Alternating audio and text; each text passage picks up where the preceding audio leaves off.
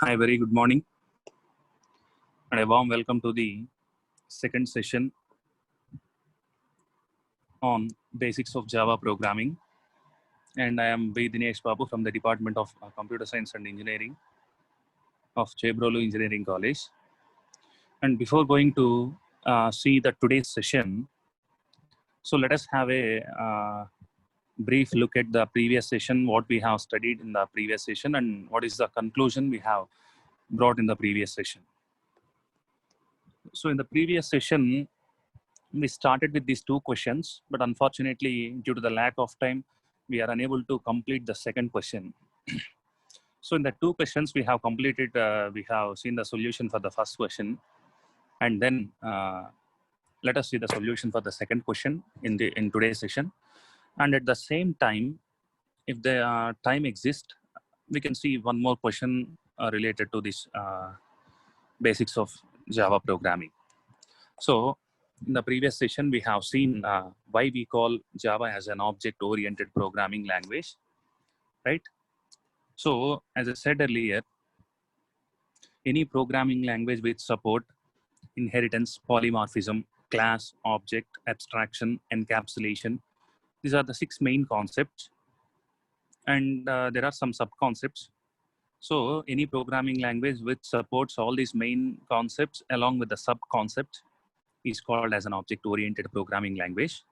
And finally, we concluded the last session with this slide. So C is not an object-oriented programming language because C does not support any of these six concepts. And C++ is an partial object-oriented programming language because C++ supports all the main six concepts and their sub-concepts. But in C++, encapsulation rule is violated in case of main method. That is the reason why we call C++ as an partial object-oriented programming language. So, but in case of Java supports all the things and still we call it as an object-oriented programming language, but it is not pure object-oriented programming language. Why? Because in Java, multiple inheritance is not directly supported. So multiple inheritance is indirectly supported by using the concept called as interfaces.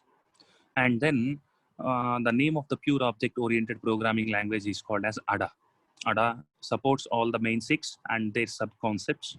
So it is called as pure object-oriented programming language.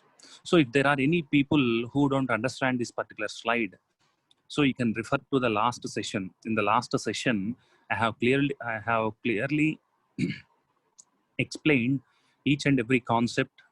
I have clearly shown what is a object-oriented programming language and the conclusion and the things related to object-oriented programming languages, right? So the people who don't understand this particular slide, they can follow the last session, and then if you watch this particular session only after watching the last session, then you will have a clear idea about this particular session, right? Particular slide. So let us start today's session with this particular slide. So in today's session, we are going to get some solution regarding this particular question. So I had a question for you, how Java is machine independent. So let us discuss about what is machine independence and machine dependent. So machine independence in the sense, whenever a program has been compiled, if that output of the compilation is able to run on any other computer systems in the world, then the programming language is called as machine independent programming language. I will say one example. For example, I have written a program with the name A in C programming language. So obviously we save the program with A.C because our program name is A and we have written that program in C programming language. That's why we have saved that particular program with A.C. So when we compile that a.c by using Alt plus F9, if you press Alt plus F9 in Turbo C, so the program will get compiled. Whenever the program is compiled, a new file will be generated, and the new file is called as a.obj. That means object file, right? So if that object file is able to run on any other computer system, then the C language can be called as machine independent language. If that object file can only be run on the same computer system, then the C programming language is called as machine dependent programming language. So after compilation of any programming language, it may be a C, C++, Java, etc. So if there is one program, and if that particular program is compiled, we get some other file. If the some other file can be run on any computer system, then that programming language will become machine independent. Otherwise, it is a machine dependent programming language. Okay, so now please listen this lecture very carefully so that you will be able to understand what is machine independence and what is machine dependent, right? So let us start with this particular slide. C program, you can, in the first rectangle, you can see C source code. Source code means the program what is written by the user or the programmer is called as source code, right? So that particular source code, we compile that particular source code by using Alt plus F9. So we are compiling for that particular source code by using a C compiler for Windows platform.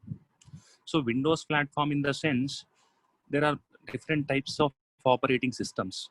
In our laboratories, we generally work with the Windows operating system, and sometimes in Linux operating system.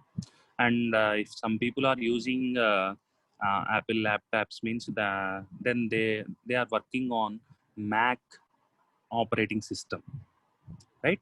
So so if we compile, for example, if we have written some program in our laboratory, so in the lab we have written some program in C programming language, and then we press Alt plus F9. So if it is successfully compiled means a file will be generated, right? A file will be generated, and the name of the file will be .obj. So that particular .obj file can be run on any other Windows, right? Can be run on any other computer system if it contains Windows operating system. It cannot be run on Linux operating system. It cannot be run on Mac operating system. I think uh, some of the people may understand, right? So if a C programming file is compiled, we get an object file .obj. So if the .obj is can be run only on Windows because it is obtained by compiling the C program on Windows, right? So it cannot be run on Linux and Mac. If you observe this particular diagram, it will be very clear that C program, we have written the C program in Windows, we compiled the C program in Windows, right? So that particular C program can be run on Windows only. So if some other computer system is having the Windows, then that particular program will run. If some other computer system is having the Linux as their operating system, we cannot run this object file. We cannot run this compiled file. If some other system is having the Mac platform, that means Mac operating system, it cannot run the Windows file. For example, if we have, once again, if we have used, right, if we have used other than Windows, if we have compiled the C programming file in Linux,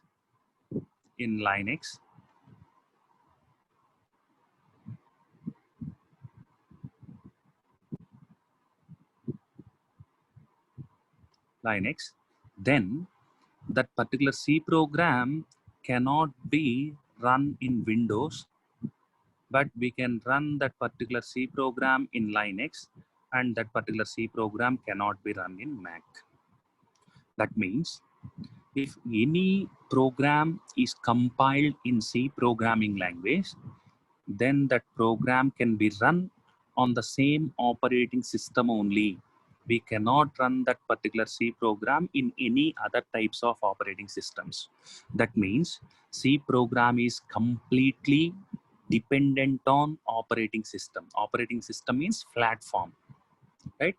So that's why C is called as an platform dependent programming language. అంటే ఒక operating system మీద ఆధారపడి execute అవుతుంది.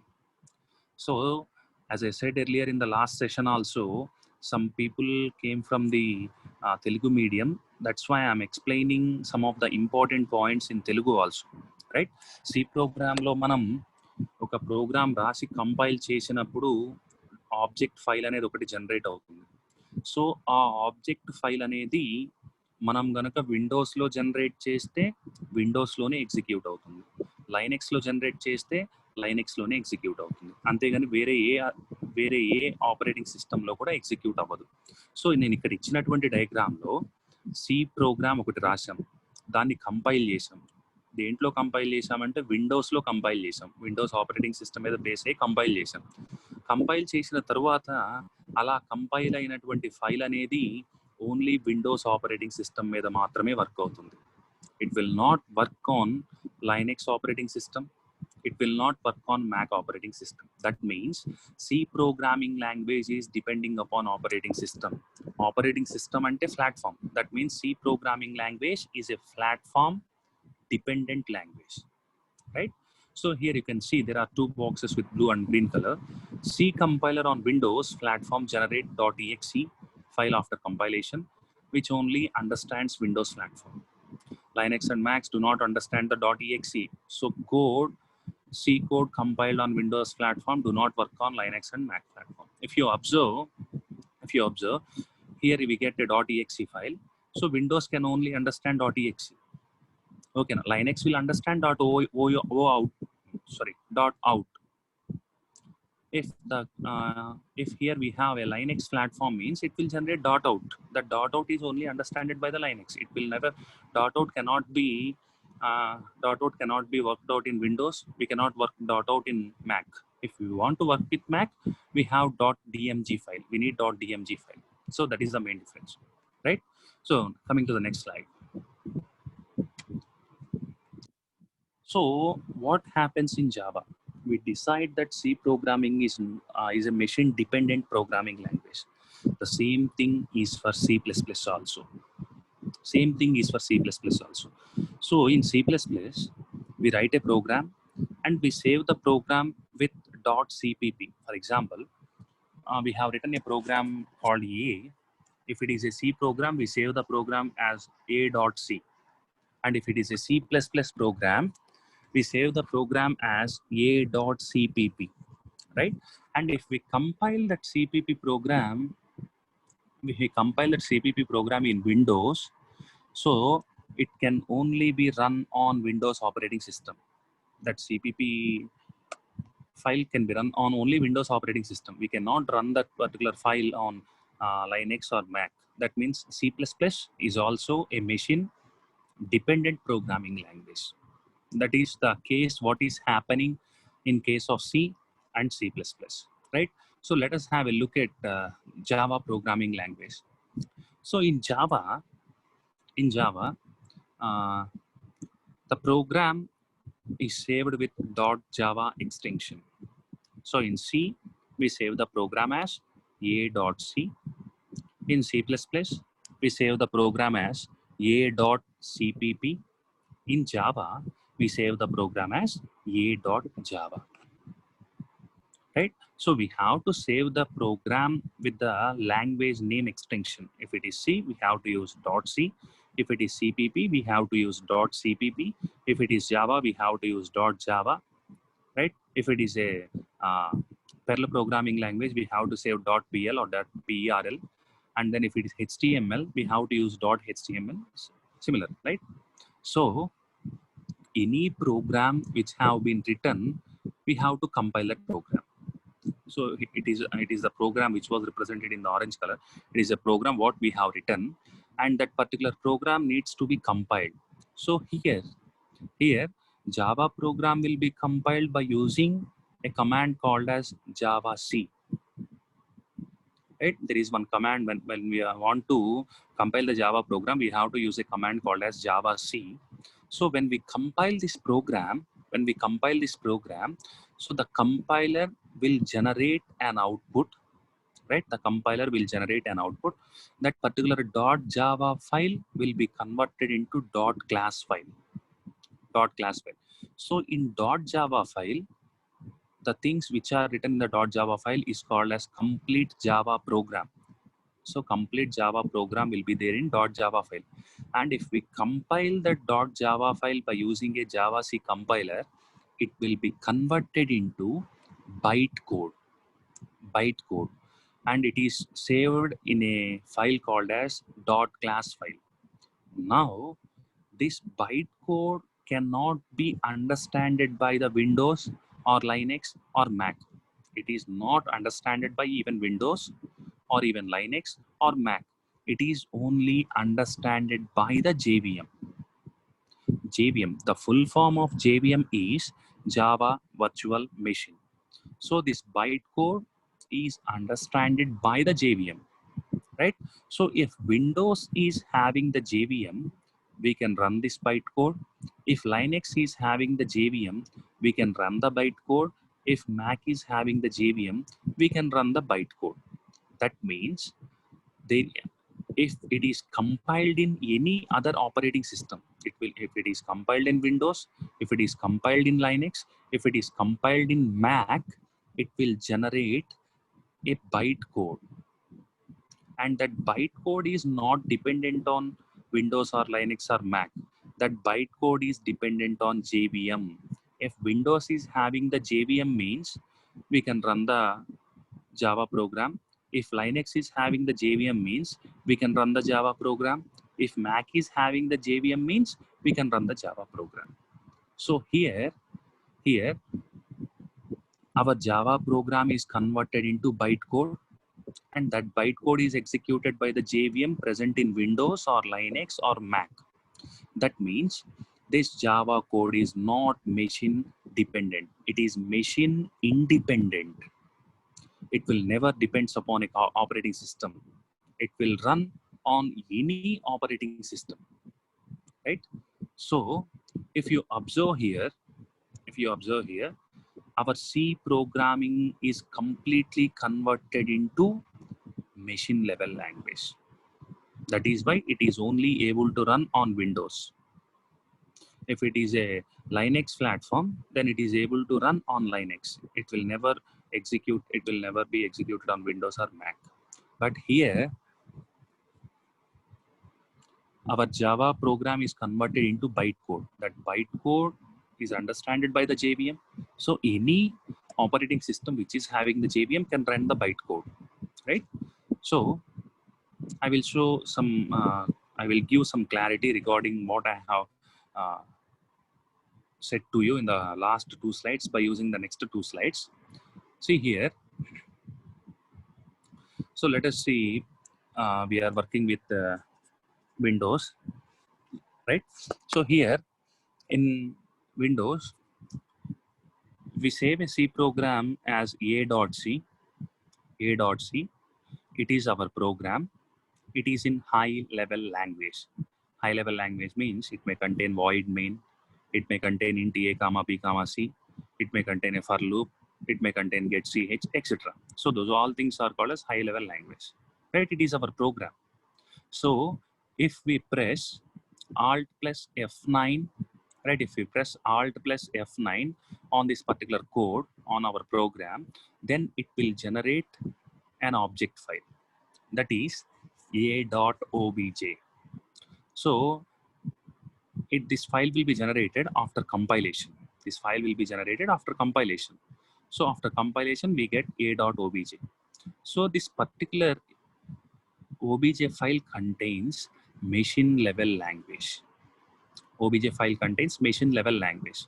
So if we press Control plus F9, then this particular a.obj will be converted into a.exe, where we can see the output, right? So here the same thing happens in case of CPP also. So it is C language, that's why we have saved it as .c. It is CPP, that's why we are going to save it as a.cpp. So if we press Alt plus F9, it will be converted into a.obj, and if we press Control plus F9, it will be converted into a.exe. So here in case, if we write one program, and if we compile that program, and if we run that program, total 3 files are going to be generated. That is .c or .cpp, that is our program. .obj, it is the file which was generated after the compilation of this program, and .exe, which will be generated when we want to during the output of the program, right? So but in Java, right, we save the program with .java, that is a.java. As I said earlier, if we want to compile the Java program, we have to use javac command in command prompt. So javac, it will convert the .java file into a file called as .class file. This .java file is our program, which was written in high level language. As I said earlier, it is our source code. Source code means it may contain void main, it may contain int, it may contain for loop, it may contain while loop, etc. It is high level language. High level language in the sense that is not directly understood by the our computer system. So our computer system only understands ones and zeros. That is the low level language. That is the machine language. So any other language other than machine language is called as higher level. We can call it as high level language, right? Or there are some languages called as assembly languages also. I'm not going to talk about all these type of languages here. Our Java is a high level language. So if we compile it, it will be converted into a.class file, and the things in the class file are bytecode, right? After compilation, we get bytecode. And if we want to run a C programming code, we use Control F9, or a C++, we use Control F9 in Turbo C. But if we want to run this Java program, we need to use a command called as Java command. So if we use Java command on our program, then we get the output. But we cannot see any file. We can't see any file, right? So in C or C++, we can see .exe file, but here in Java, we cannot see any file. So total, we can see 2 files for every program, that is .java file and .class file. But in case of C and C++, we are able to see 3. So this is always not true, because in some of the advanced operating system and some of the advanced versions of C or C++ may not display this many number of files, right? So in C and C++ languages, if the source code is compiled, it is directly converted into machine level code. That is why it can be understood by the systems which are of same configuration. So C gani, C++ programming languages lo gani, మనం రాసినటువంటి ప్రోగ్రామ్ని compile చేస్తే, ఆ compile అయినటువంటి programme అనేది డైరెక్ట్గా లో level లాంగ్వేజ్లోకి convert అవుతుంది. లో లెవెల్ లాంగ్వేజ్ అంటే వన్స్ అండ్ జీరోస్లోకి కన్వర్ట్ అవుతుంది. సో వన్స్ అండ్ జీరోస్లోకి కన్వర్ట్ అయ్యింది కాబట్టి, ఆ వన్స్ అండ్ జీరోస్లోకి కన్వర్ట్ అవ్వడానికి యూజ్ అయినటువంటి ఆపరేటింగ్ సిస్టమ్ ఏదైతే ఉందో, అంటే మనం విండోస్ ఆపరేటింగ్ సిస్టంలో కనుక దానిని వన్స్ అండ్ జీరోస్లో కన్వర్ట్ చేస్తే విండోస్ ఆపరేటింగ్ సిస్టంలో మాత్రమే ఎగ్జిక్యూట్ చేయగలం. లైనెక్స్లో కానీ మ్యాక్లో కానీ ఎగ్జిక్యూట్ చేయలేము. సో ఒకవేళ మనం లైనెక్స్లో కనుక మనం ఆ సి ప్రోగ్రామ్ని కానీ C++ ప్రోగ్రామ్ని కానీ కంపైల్ చేస్తే, లైనెక్స్కి సంబంధించినటువంటి వన్స్ అండ్ జీరోస్ ఫార్మేట్లో కన్వర్ట్ అవుతుంది. అప్పుడు ఆ వన్స్ అండ్ జీరోస్ ఫార్మేట్ని మనం విండోస్లోనూ ఎగ్జిక్యూట్ చేయలేము, మ్యాక్లోనూ ఎగ్జిక్యూట్ చేయలేము. ఓన్లీ లైనెక్స్లో మాత్రమే ఎగ్జిక్యూట్ చేయగలం. అందుకని సిని C++ని మెషిన్ మీద ఆధారపడేటువంటి ప్రోగ్రామింగ్ లాంగ్వేజెస్ అని చెప్పేసి మనం అనొచ్చు. So that's why C and C++ are called as machine dependent programming languages. So but in Java, so Javaలో ఏం జరుగుతుంది? If we compile the source code, it will not be converted into machine code. So మనం ఒక Java program రాసి దాన్ని compile చేస్తే, అది machine కోడ్లోకి convert అవ్వదు. మెషిన్ కోడ్లోకి కన్వర్ట్ అవ్వకుండా ఏం జరుగుతుందో చూద్దాం. It will be converted into some other intermediate code called as byte code. అంటే వన్స్ అండ్ నువ్వు రాసినటువంటి void main int A comma B comma C అవన్నీ వన్స్ అండ్ జీరోస్లోకి కన్వర్ట్ అవ్వకుండా మధ్యలో ఏదో ఒక కోడ్లో కన్వర్ట్ అవుతుంది. ఆ మధ్యలో ఏ కోడ్ కన్వర్ట్ అవుతుందంటే ఆ కోడ్ పేరేంటంటే byte code. This byte is not a machine code. అంటే ఇది బైట్ కోడ్ అనేది మెషిన్ కోడ్ కాదు. అంటే ఇప్పుడు జావా అనేది కంపైల్ చేసినప్పుడు విండోస్ మీద ఆధారపడో, లేదంటే లైనెక్స్ మీద డిపెండ్ అయ్యో, లేదంటే మ్యాక్ మీద డిపెండ్ అయ్యో నీకు వన్స్ అండ్ జీరోస్లోకి కన్వర్ట్ అవ్వలేదు. అంటే ఈ బైట్ కోడ్ అనేది మళ్ళా విండోస్కో, మ్యాక్కో, లైనెక్స్కో అర్థం కాదు. బైట్ కోడ్ ఎవరికి అర్థమవుతుందంటే జేవిఎంకి అర్థమవుతుంది byte code. So only JVM can understand this byte code. The full form of JVM is Java Virtual Machine, right? So only JVM కి అర్థమవుతుంది. అంటే నువ్వు కంపైల్ చేసినటువంటి జావా ప్రోగ్రామ్ అనేది బైట్ కోడ్లోకి వస్తుంది.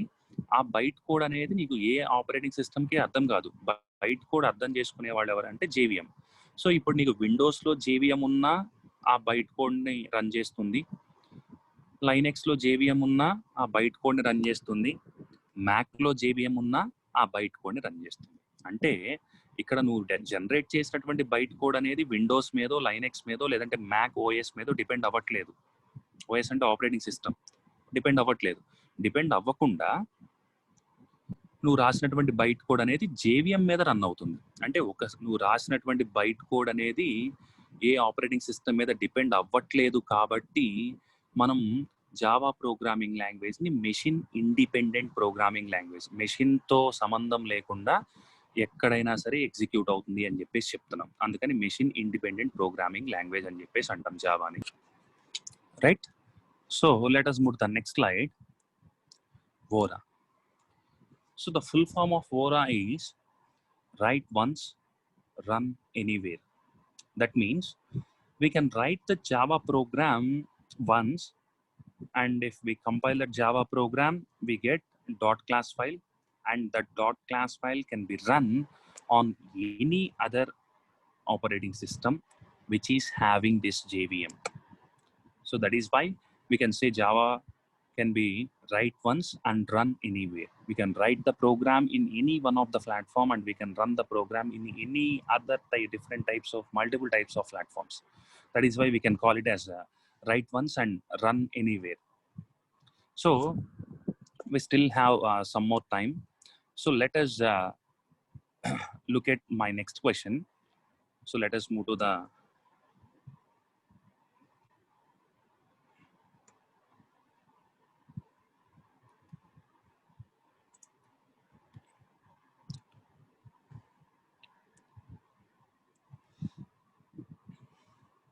right. My next question is, what is the need of creating an object in Java?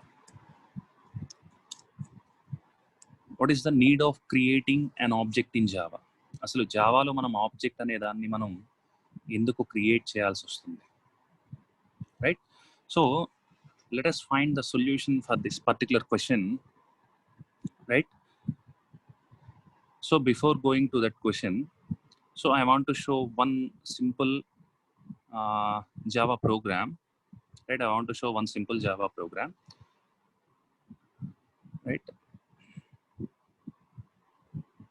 And this is an Edit Plus software through which we can work with all Java programs. And I will show in the next classes, I will show how to use this Edit Plus in order to compile and run the Java programs, right? I will show it in the next coming classes.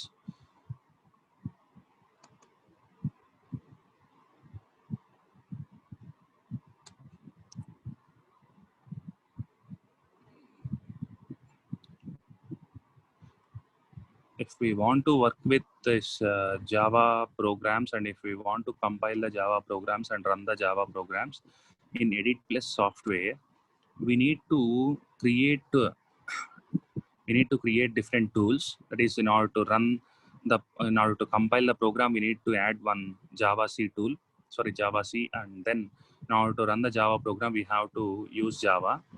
So those things will be explained in the next class. Don't worry regarding the procedure of adding the tools. So let us find the solution, right? Let us find the solution. Why we need to create an object in Java programming language. See the question once again. This is my question. What is the need of creating an object in Java? So in Java, keep one thing in mind. We have to use a class. We have to use a class, and then we have to write a name of the class. And then inside the class, we have to represent the main method of Java programming language. As I said earlier, in Java programming language, the main method is public static void main string args. That is the main method in Java, and I will explain each and every word in the next sessions. Don't worry, I already shown this type of main method in the previous session also, right? So in C, generally we write the program like this: void main, and we write something like if we want to print something on the output screen, we use the following procedure: hello world, right? So the same, it is a C program, right? It is a C program which was highlighted on the screen. If we want to print the same hello world in Java, we have to write the program similar to this one, which was highlighted on the screen, right? So see, manam last class lo cheppukunnam, there is one concept called as encapsulation. Encapsulation ante variables మీద depend అయ్యేటువంటి methods మొత్తాన్ని కూడా ఒక black లో పెట్టడం. So ఇక్కడ main method అనేది బయట ఉంటుంది. C++లో మెయిన్ మెథడ్ అనేది బయట ఉంటుంది, అందుకని అది ఎన్క్యాప్సులేషన్ రూల్ని ఫాలో అవ్వట్లేదు అని చెప్పేసి చెప్పాం. సో అదే ఇక్కడ చూస్తే జావా మెయిన్ మెథడ్ నీకు ఎక్కడ ఓపెన్ గా లేదు. జావా మెయిన్ మెథడ్ అనేది ఇలా 2 బ్లాక్స్ మధ్యలో ఉంది, రైట్? జావా మెయిన్ మెథడ్ అనేది 2 బ్లాక్స్ మధ్యలో ఉంది. అంటే మెయిన్ మెథడ్ ని మనం ఎన్క్యాప్సులేట్ చేసేసాం, రైట్? మెయిన్ మెథడ్ ని ఎన్క్యాప్సులేట్ చేసాం, అది ఎన్క్యాప్సులేషన్ రూల్ ని ఫాలో అవుతున్నట్టు. ఓకే, ఆ కాన్సెప్ట్స్ అన్నిటి గురించి నెక్స్ట్ మనం చూద్దాం. సో మనం జస్ట్ ఆబ్జెక్ట్ ఎందుకు క్రియేట్ చేస్తున్నామో చూద్దాం ఇక్కడ, right? So class A and it is the main method in Java programming language, and I am deleting this C code also, and this is main method. And if we want to print hello world on the output screen in Java, we have to use the statement. We have to write the statement as system.out.println. So in C we use simply printf. In C we use simply printf, but in Java we have to use the following statement: system, it is a class name, out is an object name, println is a method. The combination of these three things will print something on the output screen which was represented in the double quotates. ఇక్కడ double quotates లో ఏదైతే represent చేసామో ఆ things మొత్తాన్ని కూడా output screen మీద print చేస్తుంది, right? So ఇక్కడ నేనేం చేస్తున్నానంటే, నాకేమి ప్రింటింగ్ ఏం అవసరం లేదు. సో ఇక్కడ నేను క్లాస్లో ఒక వేరియబుల్ని డిఫైన్ చేస్తున్నాను, int a equal to 10 అని చెప్పేసి ఇచ్చాను. So and then I'm going to take, right, one more variable, int b equal to 20 comma c, and I am going to add these both a and b variables, and I want to print system.out.println. As I said earlier, if you want to print something on the output screen, we have to use system.out.println. So system.out.println, right? So I want to print the value of C. So I have taken C. So in C, if we want to print, we have to use %d. I think you can remember. So %d comma C, we will write like that. So if it is integers, we use %d. If it is a floating point, we use %f. But in Java, those things are not required. We can directly represent the variable name so that it will be printed on the output screen. Okay. So there are two variables. The first variable name is a, and there is some value 10 in the variable. And there is one more variable b, and the value inside b is 20, right? And there is one more variable called as c. Both these three variables are of integer types, int a, b, c, right? So we are trying to add a and b, and we are trying to store the result of a and b in c, and then we are trying to print the value of c, right? So this is the program. Now let us save this program, right? Let us save this program with the name capital A dot Java. So because it is a Java program, we have to save the program with the .java extension. And then while saving the Java program, we need to be very careful, because there may be one or more than one number of, there may be n number of classes in a program, but still we have to save the program with the class name in which the main method exists. So main method అనేది ఏ క్లాస్లో అయితే ఉంటుందో ఆ class name మీద ప్రోగ్రామ్ని save చేయాలి. C++లో మనం ఏ name కావాలంటే ఆ నేమ్ ఇవ్వచ్చు ప్రోగ్రామ్ని సేవ్ చేయడానికి. బట్ జావా ప్రోగ్రామింగ్లో అలా కాదు. జావా ప్రోగ్రామింగ్ రాసేటప్పుడు, అంటే ఇప్పుడు మనం రాసేటువంటిది సింపుల్ ప్రోగ్రామ్ కాబట్టి ఇందులో ఒక క్లాసే ఉంది, ఇక్కడ మనకి ఎటువంటి ప్రాబ్లం రాదు. బట్ మనం రాసినటువంటి జావా ప్రోగ్రాంలో కనుక ఎన్ నెంబర్ ఆఫ్ క్లాసెస్ ఉంటే అప్పుడు మన మెయిన్ మెథడ్ అనేది ఏదో ఒక క్లాస్లో మాత్రమే ఉంటుంది. మెయిన్ మెథడ్ అనేది మనం డూప్లికేట్ చేయలేము. మెయిన్ మెథడ్ అనేది ఏదో ఒక క్లాస్లో మాత్రమే ఉంటుంది. సో ఆ క్లాస్లో ఏ క్లాస్లో అయితే మెయిన్ మెథడ్ ఉందో ఆ మెయిన్ మెథడ్ ఉన్నటువంటి క్లాస్ నేమ్తో ప్రోగ్రామ్ని సేవ్ చేయాలి. సో ఇక్కడ మనకు ఆ ప్రాబ్లం ఏం లేదు. ఇక్కడ మనకి మెయిన్ మెథడ్ అనేది ఇక్కడ మనకు throughout the program we have only one class.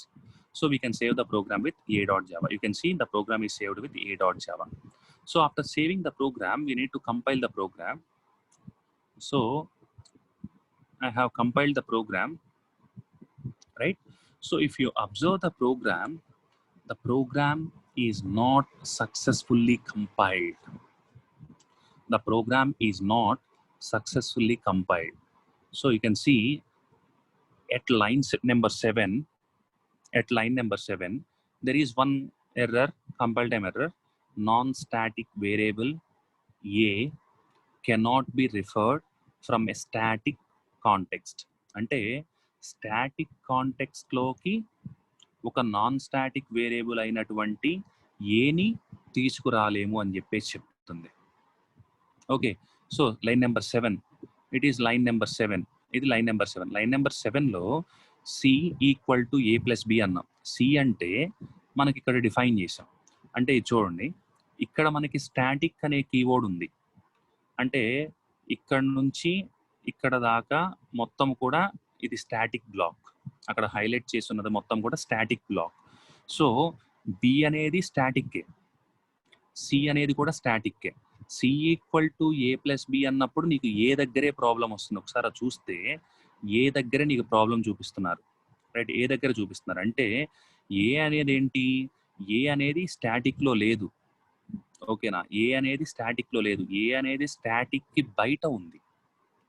So స్టాటిక్కి బయట ఉంది అంటే ఆ స్టాటిక్కి బయట ఉన్నదాన్ని ఒక స్టాటిక్ బ్లాక్లో మేము రిఫర్ చేయలేము అనేది అక్కడ వచ్చినటువంటి కంపైల్ టైమ్ ఎర్రర్. సో మరి దాన్ని ఎలా అవాయిడ్ చేస్తాం? దాన్ని ఎలా అవాయిడ్ చేస్తామంటే by creating an object for class A.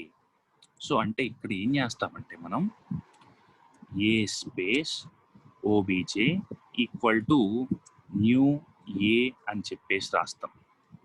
A space OBJ equal to new A అంటే ఇక్కడ ఏమవుతుంది, ఈ క్లాస్ ఏలో ఉన్నటువంటి, సో క్లాస్ ఏలో ఉన్నటువంటి non static variables or non static methods ఏమైనా ఉంటే అవి మొత్తము కూడా వచ్చి ఓబీజే అనే స్పేస్లో ఉంటాయి. సో ఇప్పుడు ఇక్కడ ఓబీజే డాట్ ఏ అని ఇచ్చామనుకో, ఇప్పుడు కంపైల్ చేసి చూద్దాం. నేను కొన్ని చేంజెస్ చేశాను కదా, ఈ చేంజెస్ చేసిన తర్వాత కంపైల్ చేసి చూద్దాం. Compile the code. So if we get like this, press any key to continue, then it means there are no errors in the particular program. So we can directly run the program. So now tools, now run the program.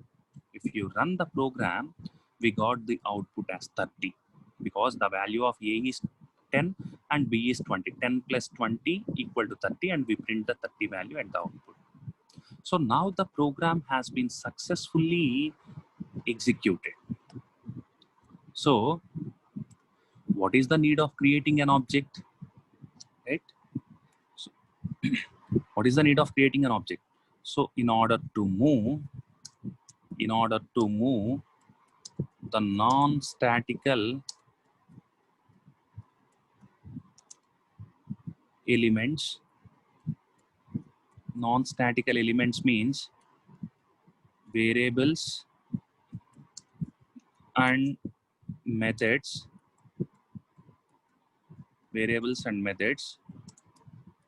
into the RAM, right? To move the non-statical variables and methods into the RAM, we need to create an object. We need to create an object. So what is the need of creating an object in Java in the sense, in order to move the non-statical elements in the sense, it may be variables or methods into the RAM, we need to create an object. So what will happen initially in the sense, the static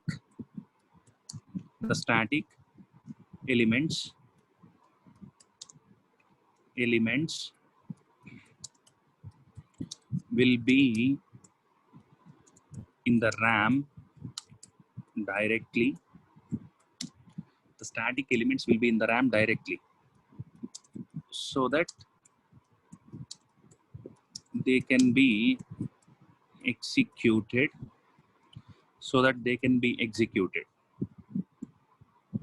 But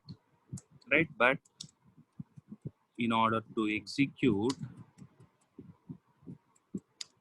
the non-static elements,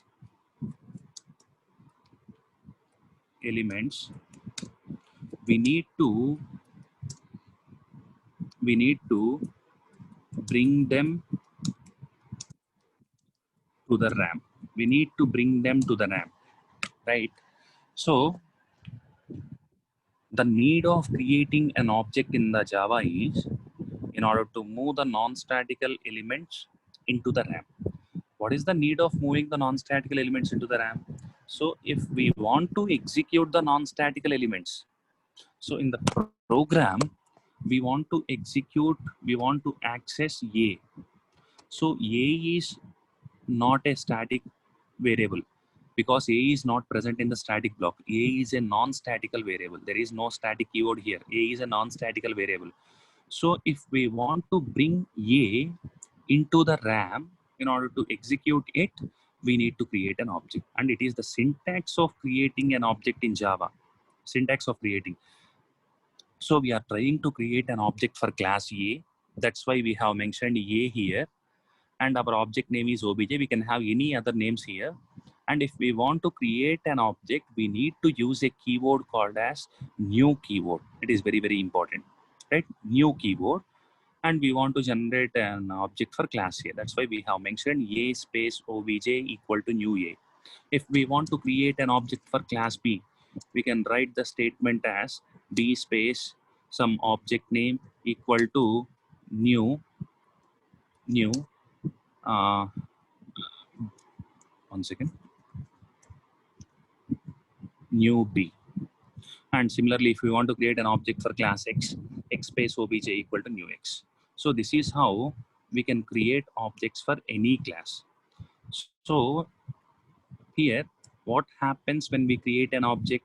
When we create an object, some space will be created in RAM.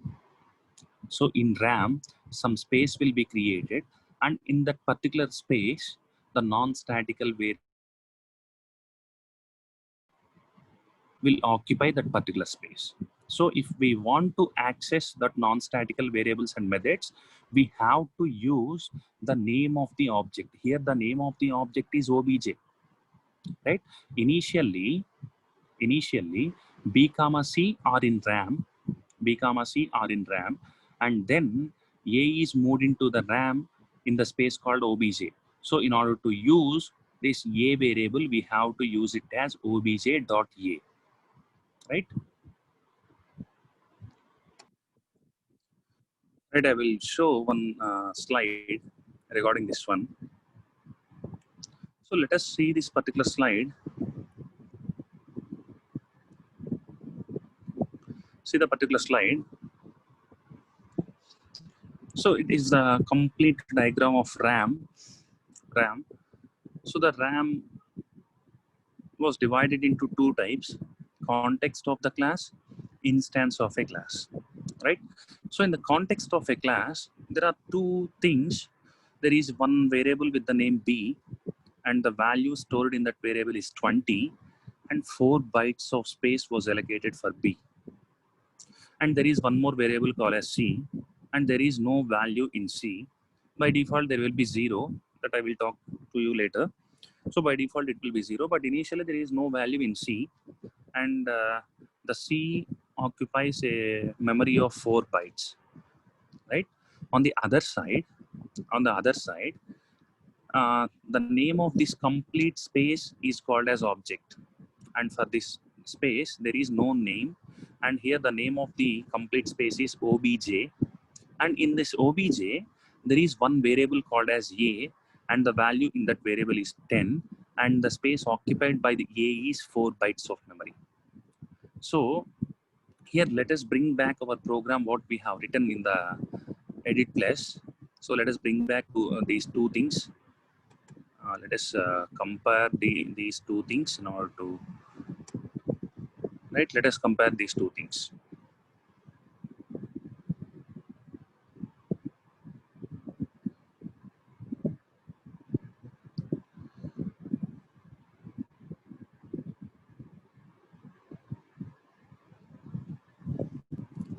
Right? So here let us start the program. Let us start the studying the program from the main method. In the main method, we have represented two variables, int b equal to 20 and c. In Java programming language, integer int data type will have 4 bytes of space. So there are two variables here. First one is b, and which is having the value of 20, and c is no value is also is assigned to c. So there are two memory spaces which are created, which are of 4 byte size, because integer will create 4 bytes of space. So in the first variable b, there is some value 20, and in the c there is no value. So the entire thing, so here in the LHS of this particular RAM do not have any special name, and the entire thing is called as context of the class. Context of the class. And on the RHS side, if you observe, initially it was not created. Initially it was not created. It will only be created with this particular statement. That means whenever we try to create an object for class A, then a space in RAM will be created with the following name. ఇక్కడ మనం ఏ name అయితే ఇస్తామో ఆ నేమ్తో ర్యామ్లో ఒక space create అవుతుంది. అలా create అయినటువంటి స్పేస్లో ఏముంటుందంటే ఏ వేరియబుల్స్కి ముందైతే స్టాటిక్ కీవర్డ్ లేదో, ఏ మెథడ్స్కి ముందైతే స్టాటిక్ కీవర్డ్ లేదో, అటువంటి వాటన్నిటినీ కూడా non statistical variables and non statistical methods అంటాం. సో నువ్వు క్లాస్ ఏకి ఓబీజేని క్రియేట్ చేస్తున్నావు అంటే క్లాస్ ఏలో వేటికి ముందైతే స్టాటిక్ కీవర్డ్ లేదో వాటన్నిటిని తీసుకొచ్చి ఇక్కడ ప్లేస్ చేస్తుంది. సో ఇక్కడ అబ్జర్వ్ చేస్తే ఇంటి బికి సికి ముందు కూడా స్టాటిక్ కీవర్డ్ లేదు, బట్ ఇది స్టాటిక్ బ్లాక్ లో ఉంది కాబట్టి ప్రతి ఒక్క దానికి కూడా స్టాటిక్ కీవర్డ్ ఉన్నట్లే. ఇది స్టాటిక్ బ్లాక్ లో ఉంది కాబట్టి. బట్ ఏని కనుక అబ్జర్వ్ చేస్తే ఏకి ముందు స్టాటిక్ అనే కీవర్డ్ లేదు, అంటే A is a non statical variable. Then A will be brought into this part of RAM, right? This part of RAM. So one more point, if we want to access B, we can directly access B. If we want to access C, we can directly access C. But if you want to access A, we need to access it with the name obj. If you want to access it, we need to access it as obj.a. That's why we have used the statement as c equal to obj.a plus b, because c and b can be directly accessed because they are directly present in the RAM, and the space they are present is called as context of the class. But a is not directly present in the RAM. A is brought into the RAM. A is brought into the RAM by creating an object for class A. That's why we have to access, we cannot access A directly. We have to access A with the object name. That's why we have mentioned obj.a. And finally, I think everyone had some idea why we need to create an object. So we are creating an object, right? If you observe this, if you observe, uh, I will show it. This is the thing right now, what you are seeing on the screen. This is the thing what will be created if we don't have this particular statement. Let us delete this particular statement and observe the program, right? So this is the thing what will be created if you successfully compile this program, right? So only space is created for B and C. Only space is created for B and C. A don't have any space in RAM. So A will have space in RAM when you include this particular statement. When we include this particular statement, some other space in RAM will be created with the name OBJ, right? So the highlighted statement will create the following space. A space is created and the name of the space is obj, and in that space we will have a variable with the name a, and a will have a value of 10. Why we are having only a is the only variable in the entire program which do not have the static keyword. B is in the static block, C is in the static block. So there is no space for B and C in OBJ. So OBJ is the only space that is reserved for non-statical variables. Here the A is only the non-statical variable. So when we write this particular statement, A will be some memory will be created with the name OBJ, and A will be moved into that memory. So if we want to access, right, if we want to access B and C, they can be directly accessed because they are in the context of the class. But if you want to access A, we cannot access it directly because A is in the instance of a class. So if we want to access A, we need to mention the name of the memory where that A is present. So the name of the memory where A is present is OBJ. We have to mention obj.a, but there is no need to specify a memory name for C and B because C and B are directly moved into the RAM, right? So finally, the need of creating an object is, right, to move the non-statical elements, that is variables and methods, into the RAM. We need to create an object, right? So then what about static elements? The static elements will be in the RAM directly so that they can be executed. But in order to execute non-statical elements, we need to bring them into the RAM. So in order to bring the non-statical elements into the RAM, we need to create an object. So I think finally we got we got solutions for all the three questions, I think, right? So let us look at the three questions. Right, this is not in the syllabus. This the things which we have seen so far are the basics of Java programming. Okay, this does not include in the syllabus, don't worry. So these are very useful when we go to the interview. So in interview, they will ask why Java is object oriented, why Java is machine independent, and what is the need of creating an object in Java. So I told these two sessions based upon an interview point of view, right? So these are the first two questions we have discussed. Why Java is an object-oriented programming language? Because Java supports all the concepts called as class, inheritance, polymorphism, object, encapsulation, abstraction. Uh, so Java is called as an object-oriented programming language. How Java is machine independent? So in Java, when we compile a Java program file, it will be converted into .class file, and the code present in the .class file is the byte code, and the byte code will never depend upon a operating system. That byte code is only understood by the JVM. So Windows, if Windows is having the JVM, it can execute the byte code. If Linux is having the JVM, it can execute the byte code. And if Mac is having the JVM, it also can execute the same byte code. So that byte code is not dependent upon Windows or Linux or Mac. That is why Java is called as a machine independent programming language.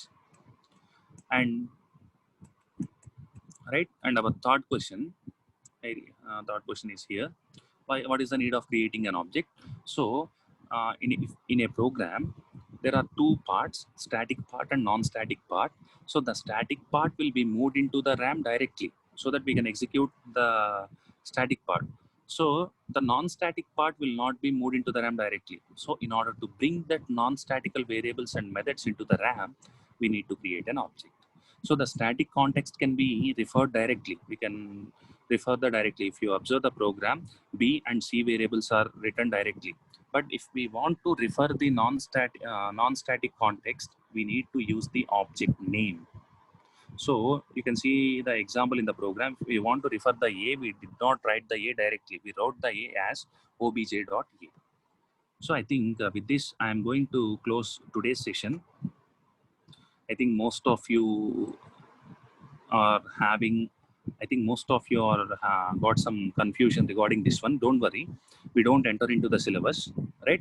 These are the things I told all these things because these are very, very important in the interview point of time.